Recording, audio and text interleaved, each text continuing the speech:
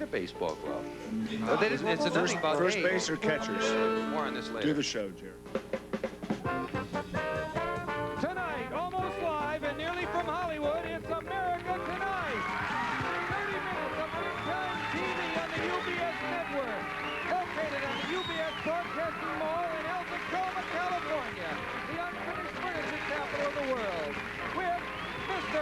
Andrew Griffin, who had a big surprise for his wife on their honeymoon, and Ms. Karen Lynn Gorney, who you saw in Saturday Night Fever. And so did I, but there was a tall guy in front of me who kept dancing around in his seat, but that's not your problem. With the music of Happy Kind and the Mirthmakers. And me, I'm Jerry Hubbard. Hi, everybody. And now here's your host, the toast of the coast, Mr. Bart Kimball.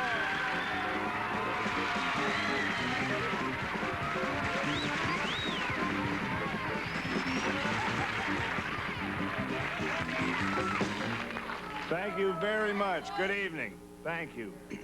Good evening and welcome to America Tonight. I am Barth Gimbel, your host. Yeah, I thought so. And according to your applause, a darn good one. Now, I'm sure, no, wait, hold on. I'm sure if I visited your home, you'd be a good host to me. But let's face it, there's a little bit more to hosting a national television show than simply putting out a spread of Cheez-Its and Gallo on a TV tray like you do in your home. So, to do what I do, you need to know show business, and you need to know it cold.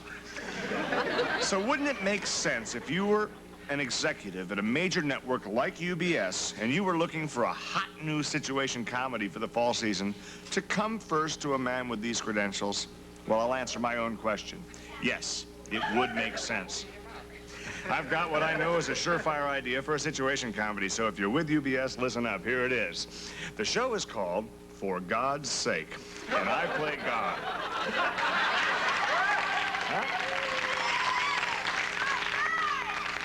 And each week, Jerry Hubbard plays another person that doesn't believe in me. So, okay.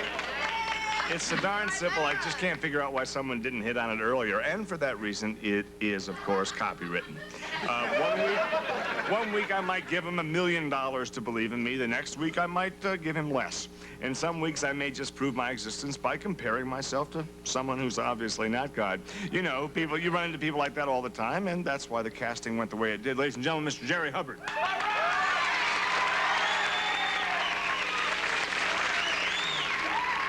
Good, huh? I think we can sell this thing. I play a different guy every week, huh? Each week a different guy. Sometimes maybe even a girl. Whoa. I just know if the people at UBS want to get in contact with me about the idea, and I'm pretty sure they do, I've got plot lines, character summaries, certainly enough for a lunch. And they can get in touch with me here at the studio during the commercial breaks or up to 10 minutes after we go off the air. And if I don't hear from the UBS program development people within a week, let's say the next week, I'll just go direct to paperback with it. Okay? That's fair. It sure is. I had an idea for a series. It's something that involves everybody. It could be a 30-minute show.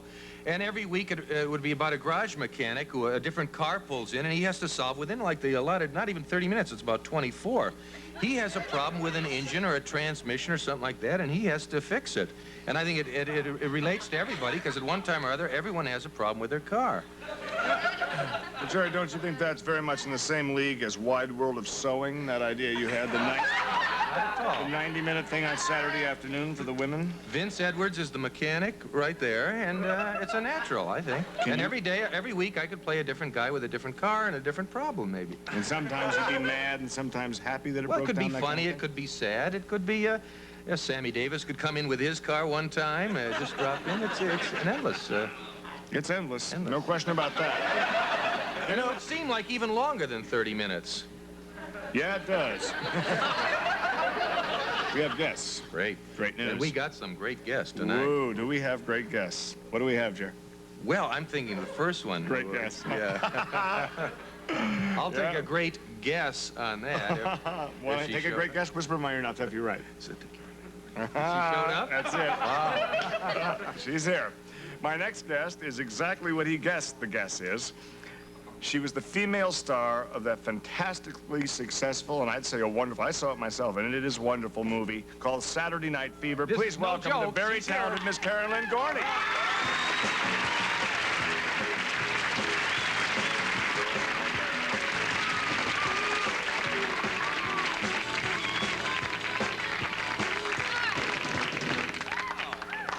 Woo, even better than the movies, right here in real life. This is great. I should explain, incidentally, give us 1 second, to some of our folks out there who did not participate, that the UBS network has been running a win-a-date with Karen Lynn Gorney contest.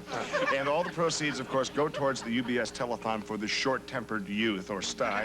And the entry fee was $5, and the dinner and the dancing was going to be on us, right? Well, enough talk, because the lucky guy who won the date is backstage now waiting to come on, and we should bring him out, because the more talking we do, the less dating he does. And I know if I had a date with Karen Lynn Gorney, I'd get a little annoyed if I had to sit back there and wait. Let me make one thing clear, though, from the start. A lot of people ask, no, I am not the one who won the date with Karen Lynn Gorney. And as a matter of fact, I didn't even enter the contest. And it's not because, certainly, I didn't think she's very attractive, because she certainly is. As a matter of fact, we have an awful lot of, we have a lot in common. We're both in show business.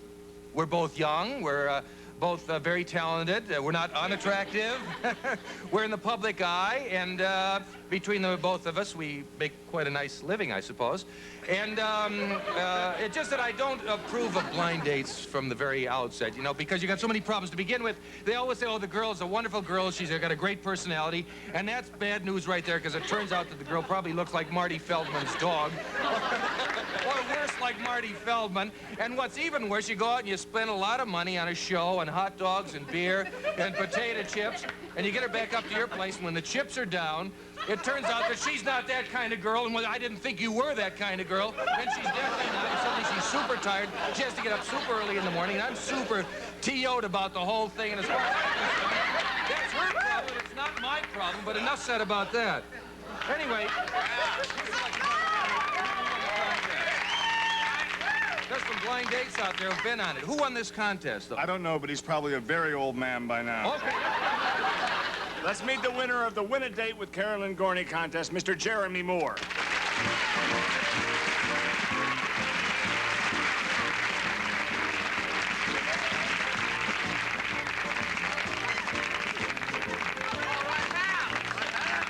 Jeremy, what's the dog's name? The dog's name is Jeremy. Name him after yourself. Sure. That's great. Yeah. Karen, as promised, here comes the dinner. Service complimentary from One of Happy's tacos coming up, I see. This is from the Taco and Run. You see, complimentary box of orange box. Also, I want to show you in here one of our specials, Taco Regulario. That means the regular taco, you see here? Does that make you regular? Sometimes it does, yes. But I wanted to show you the filling because after they've eaten, you won't be able to see it.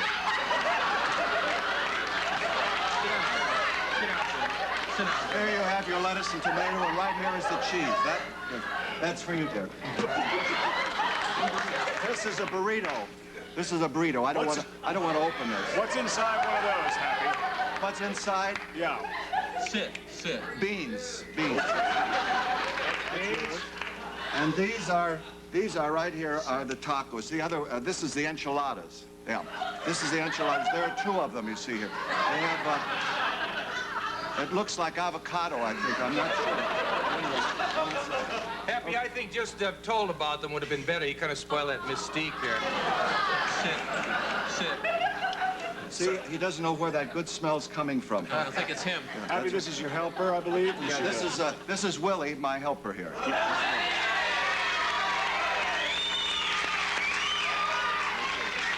Well, for Taco and Run, he doesn't look very Mexican, actually. No, Are you no. Mexican? No, he's not Mexican, no. But he works so much better than the others. You know, they're always falling asleep with their hats on. Oh, the Mexican. And I just wanted This to is tell fabulous. you, it's a pleasure to be here, and if you don't mind, we'll run on and wash our hands and so forth. Okay, we should have washed the food before you ate it, but... El bon appetit. El bon that's appetit. good. That's Guatemalan or whatever that. Guacamole. Guacamole. Guacamole, That's yes. what it is. Guacamole for... Right. Oh, come on. Thank Come you on, so Will. much. Sit. Happy con.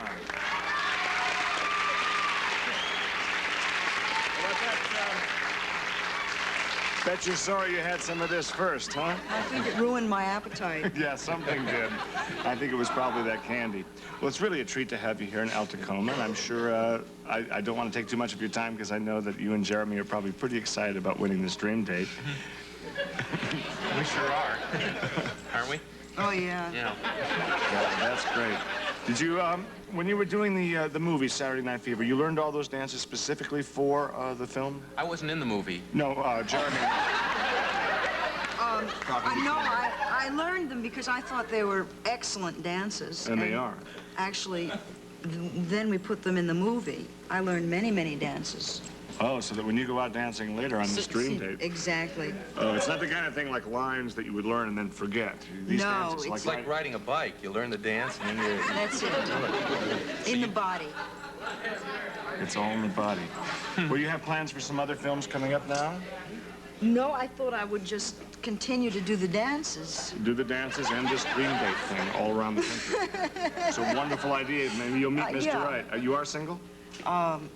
Yes, yes. Okay. I Well, am. tonight you're Right double. now, huh? Who knows what might work Did out. he win the John Travolta lookalike contest? Is that it? I believe that was one of the qualifications. Well, there were a number of qualifications. I think one of the qualifications was you could not look too dissimilar to John Travolta, which didn't rule out too... I think it mainly had to do with a certain number of features facially, you know. He does look like him a little bit. A little bit. No. Well, that's a great place to break away, looking like someone a little bit. We'll be right back after these words. Stay with us.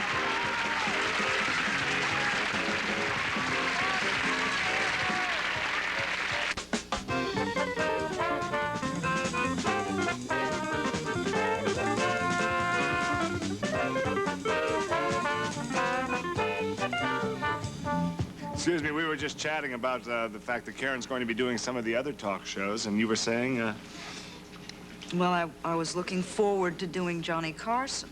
well, we can say that. It's not a brand name, so. I'm not supposed to, Well, that's all right. but they want me to remember 3 anecdotes so they can lead me in and I can tell funny stories. Yeah. But I can't think of any. Do you remember the 3? Well, I mean, I could make one up on the spot, you know. That's good. I was in a shoe store, and I tried on some shoes, and they were too tight. You know, do each shoe separately. You got 2 monologues. That's right. Sure. And if you had socks with them? Hey, That's all right. I've been in this business for months, and I know this stuff cold. you've been around, haven't Absolutely. you? You know it all, don't you? How do you feel about your dream date? You Well, I think he looks very much like John, really. really? That's great. John's a good-looking guy. Tell me, Jeremy, is this the first thing, like so many guys say, gee, I never won anything in my life. Is this the first thing you ever won? No, actually, it's not. You know, you may have heard about people like me. I'm a professional winner. I don't mean that in What the the sense... heck does that mean? Well, I don't mean it in the sense of, you know, an attitude towards life or anything, because I wouldn't be, you know, that kind of arrogant to say I'm a winner. Uh-huh. But I win things for a living. That's what I do. You mean you enter a contest? I enter a and send contest, away? send away, coupons I fill out, sweepstakes, things like that. Go on certain game shows. I don't go on game shows where you have to make a fool of yourself, because to me that's too much like working, you know. But, for example, I was on Name That Tune. Come on, Jeremy. Jeremy, you want some of this? You want to name that tune? I was on Name That Tune. I got like about $7,000 on the money tree and got into the golden medley and blew it because I couldn't tell Goldfinger from Moon River, you know. It was on bid a note, and I only had 3 notes, and the notes were da, da, da, and they're the same. Goldfinger wider than a mile. Yeah. That'd be a funny-looking person. Do you ever enter anything yourself?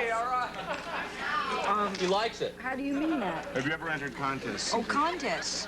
Well, I feel that life is just one long contest. It's just one long disco contest. So that when I wake up in the morning, I feel that I am indeed entering the disco contest of life. Well, you're certainly dancing your way to the first prize, too, that's for sure. And again, like with so many contests, I'm sure Jeremy would vouch for this, the same things would apply. Originality, aptness of thought, neatness. Neatness is very important. Neatness in You dancing. can't dance if you're messy. This is true. In fact, that brings me to something I wanted to ask. Maybe you could answer this, either one of you. That when they always say entries are going to be judged on neatness and originality, if everyone's trying for neatness, if you made yours messy, wouldn't you gain points in originality? It depends on what criteria you are using. As I understand it, they have different judges for neatness and originality, and they don't overlap. So the originality judge would just be, you know, if like you were messy and you drew an arrow around it and said mess, that might be original, you know? Absolutely. I like my originality neat. You like to keep your originality neat. Really. Because you might lose the originality because of the mess. You wouldn't be able to tell what was original and what was messy. And you can't very well say somewhere in that mess is some originality. That's exactly the point. Yeah. Also, they always talk about aptness of thought. Jerry, I don't think this is really a topic for you. Exactly what is an apt thought? Let's throw that open to all four of us. I don't have an answer. I think an apt thought would be, for example, if at the bottom of the entry you put, note to judge, I'll split half the winnings with you. You know, I haven't tried that myself. I don't feel I need to, but that might be an apt thought. Now, you say you enter contests, a lot of them. How many contests would you enter a year? Well, counting your national sweepstakes, your local big giveaways in local newspapers, I subscribe to a lot of papers, you know, because there are giveaways in every city. Sure. And if you do this for a living, you have to be serious about it. I would say about 7,500 contests a year. Holy cow. And wait a minute. You'd have to do some winning because 7,500 contests a year, 13 cents just for a stamp alone would be... $965.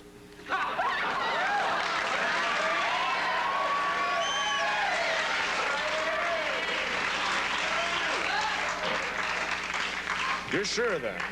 Okay. Sometimes they have postage reply, though, so it's not really that big a nut. You know, Right. They have the stamp already on the coupon. Well, we deal with some big nuts around here. Ooh. Well, listen, part of the dream date is to dance, and I know that you people are probably both looking forward to it. And how many people would love to see this lady get up there and do a little dance? How about it? All right, don't go away. We'll have one right after this commercial. We'll come back and do some dancing.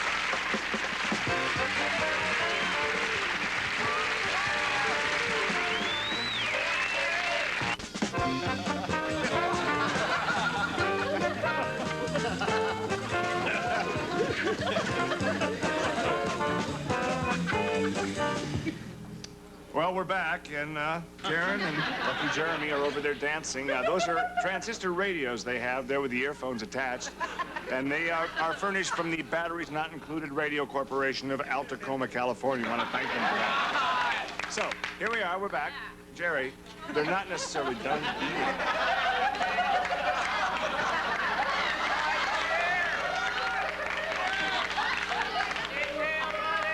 Jerry, I am absolutely...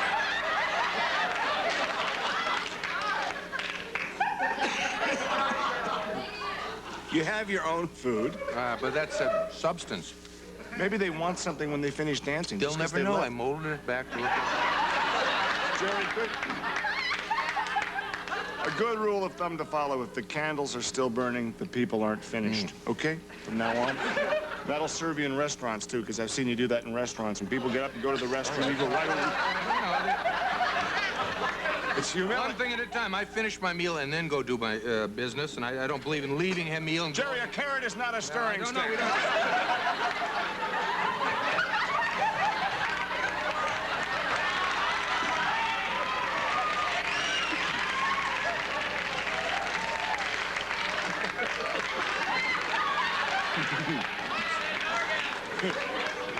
Okay. Well, Happy is going to try another song for us right now. Every night, we've had people write in and say we love Happy. He's always trying. And we can always count on Happy to be trying here on the show. So what Happy's going to do right now is a very special number. I believe it's called Love Machine. Take it away, Happy Kind.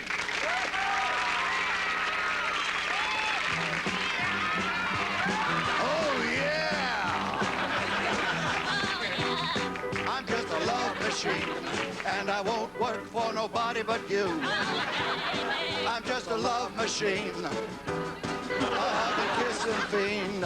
I think it's high time you knew whenever I think of you. My mind blows up you. I look into your eyes, my meter starts to rise, and I become confused. My vote is right on her clues. When I'm sitting next to you, electricity starts to flow, and my indicator starts to glow. Oh, yeah, I'm just a love machine, and I won't work for nobody but you. I'm just a love machine, a hug and kiss and be.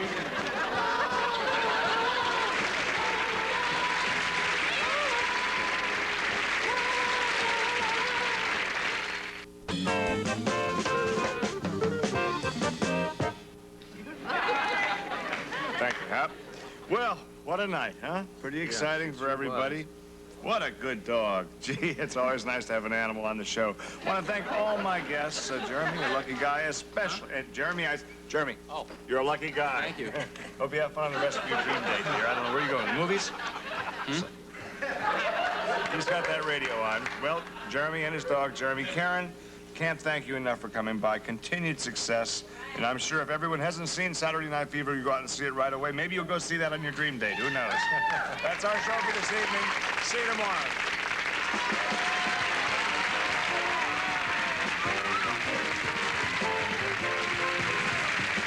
Tomorrow night at 8 on America Tonight, Barbara Feldon joins Martin Mullen spotlighting the little people of UBS at 7:30. Next, it's Sergeant Rutledge. Every woman feel beautiful in sizes 3 to 13 and 8 to 18. And a $25 gift certificate from Lillian Burns catalog. Jewelry, gifts, decor, personalized items, and things from practical to whimsical. And wet your whistle with Lip Quencher, the moisturizing lipstick by Chapstick in 24 wet, wonderful colors.